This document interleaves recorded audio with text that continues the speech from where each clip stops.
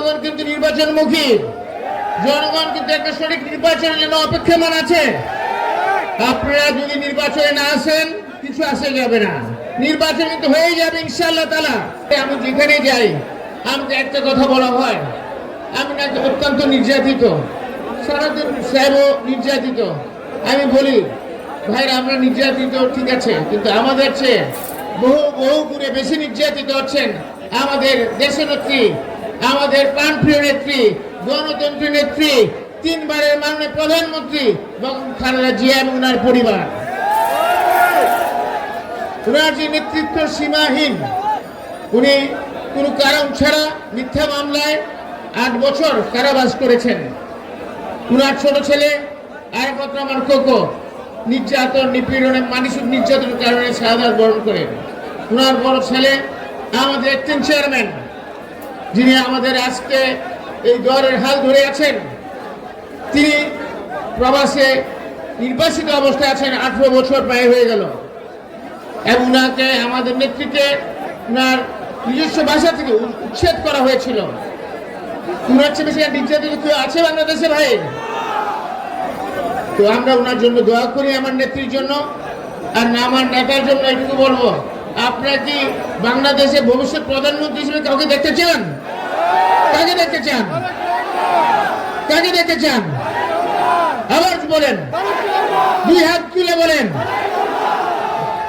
আলহামদুলিল্লাহ, আলহামদুলিল্লাহ, আল্লাহু আকবার।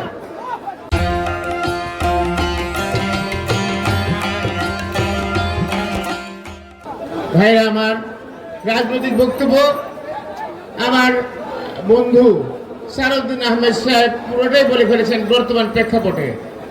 তবু ওনার মধ্যেও একই কথায় হয়তো কিছুটা রিপিটেশন হয়ে যাবে, কিছু কথা হয়তো বলতে হয়।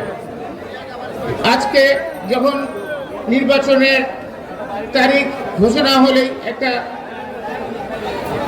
রোডম্যাপ ঘোষণা হয়েছে, সরকার প্রস্তুতি নিচ্ছে, সেই মুহূর্তে কিছু যিনারা চেষ্টা করতেছেন বিভিন্ন অজুহাত খুঁজতেছেন বা অজুহাত বানাতে চেষ্টা করছেন, যাতে করে নির্বাচন পিছানো যায় অথবা নির্বাচন না করা যায়।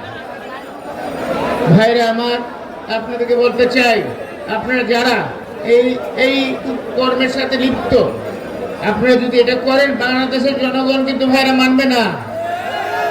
বাংলাদেশ জনগণ কিন্তু নির্বাচনমুখী, জনগণ কিন্তু একটা সঠিক নির্বাচনের জন্য অপেক্ষমান আছে। আপনারা যদি নির্বাচনে না আসেন কিছু আসে যাবে না, নির্বাচন কিন্তু হয়ে যাবে ইনশাআল্লাহ তাআলা, আল্লাহর রহমত হবে। এবং আপনারা যদি না আসেন, আমার ভাই আমার বন্ধু বলছেন আপনারা হারিয়ে যাবেন, আমি বলি না হারাইলেও ভাই আপনারা হারানোর পর্যায়ে চলে যাবেন। আমি অতটুকু বললাম না, কিন্তু আমি সেই সাথে সরকারের প্রতি আহ্বান করব, আইন শৃঙ্খলা পরিস্থিতি প্রতিদিনই অনেক বিভিন্ন ভাবে বিশৃঙ্খল অবস্থায় যাচ্ছে, সেটা দেখার জন্য